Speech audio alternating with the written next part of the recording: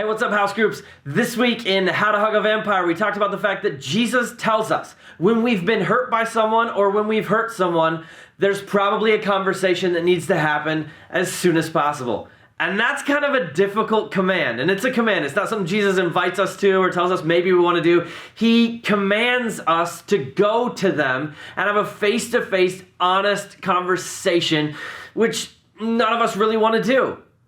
But Paul reminds us in Romans chapter 12 that if it's possible, as far as it depends on us, we're supposed to live at peace with everyone. And peace is this concept in the Bible called shalom, which means nothing's missing and nothing is broken. And Paul says, and Jesus says, when something's missing and something's broken, we have a choice to make, completely independent of our vampires, to go try as best we can to set things right.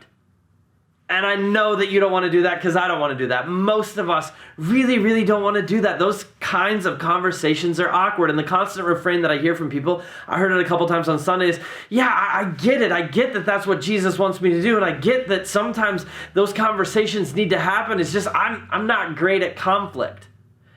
And to that I say, good.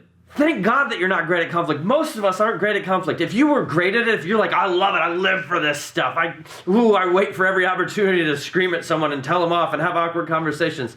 You got a whole other set of things going on. We have a different sermon series for you. But most of us aren't great at it, and most of us don't like doing it. But Jesus says it's important, and it matters that we do it as soon as we possibly can, because sometimes if we wait to have these types of conversations, the waiting just grows the hating.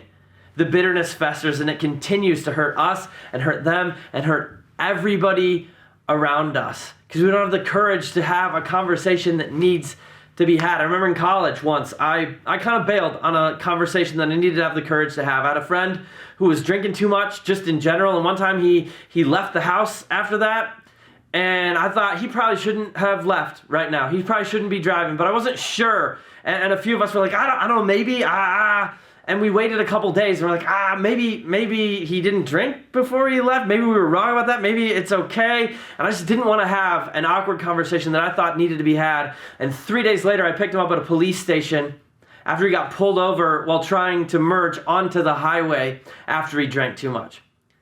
Okay, and he didn't hurt anybody, and I picked him up and I bailed him out of jail. And as I was driving him home, the thought hit me, man, what if he had hurt somebody? But that's on him, that's his bad decision, but that's on me too, because I lacked the courage to have a conversation that I didn't want to have.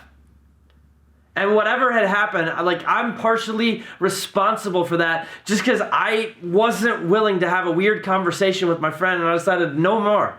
I don't want to have that conversation now. I didn't want to have it then, but I'm having it. And it was real weird. And he didn't talk for the first 30 minutes, which is fine because I'm a talker. So I was able to fill 30 minutes. And then finally, we were able to wade through this thing and just be real clear about what I thought about the fact that he was driving and what I thought about whether it was tolerable for him to ever do that again. But it was a conversation, and that's different. It wasn't quite the same vampire situation that we've been talking about over the course of this series, but it was one where I bailed on an awkward conversation, and it cost me, and it cost him, and it could have cost a whole lot more people. And I think in our lives, when we bail on those conversations, when we refuse to have them because we're worried that they'll be awkward, it costs us every time.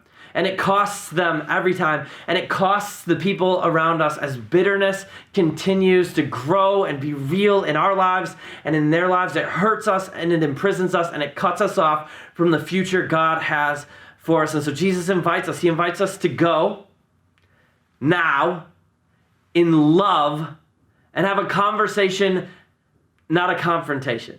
This isn't about winning, it's about wellness. This isn't about hurting them, it's about bringing healing. It's about having a conversation because of love. Love forces us. The love of Jesus that transformed our lives forces us to move toward vampires, not away from them. And it doesn't allow us to just bail on them or not have these conversations. And when we go in love and have a conversation, not a confrontation, we have to listen. And I think part of the reason we don't want to have these conversations, if I'm being real with you, part of the reason I don't want to have these conversations with the vampires in my life is that I know if I listen, I'm going to start seeing them as more fully human than I've wanted to see them as. I'm going to be less able to just completely write them off and forget about them and pretend that they are other and they are worse than me. And like listening causes us to do this thing called empathy, which is taking the long walk around to see things from someone else's perspective. But when we listen in love and in humility, knowing that we're vampires too, the consequences of our actions may not be the same, but we're vampires too. When we go now in love and humility and we listen, what we find, I think sometimes, is that enemies become family. What we find is that we can find love and friendship in a relationship that used to suck the life out of us. And so Jesus is calling us, whether it works or not, whether they listen or not, to be honest about the relationships in our lives that are broken. And to go have a conversation with those people in our best attempt to say, hey, I want to live at peace. I want nothing to be missing here, and I want nothing to be broken here. And if we go now in love and humility, what I think we'll find is that the bitterness that had imprisoned our souls kind of evaporates, and we get set free to love people, even difficult people, the way that Jesus loves us. And that's world-changing stuff.